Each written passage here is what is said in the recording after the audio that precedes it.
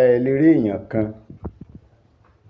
bóyá àgbàlagbà àbọ̀mẹ́kẹ tó wá bọ́ta gbangba tó wá lanu rẹ̀ tó wá sọ pé Ọọ̀ni Ifẹ̀ àbólóyè Sunday Igboho àbí èèyàn kan kó wá sọ pé ó ju ànábì Muhammad sallallahu alaihi wasallam lọ. Irú ẹni bẹ́ẹ̀ tẹ́ bá lọ wò dáadáa ó ti ya wèrè, wọ́n tọ́jú ẹ̀ láró ó sápò ń bẹ̀ ni.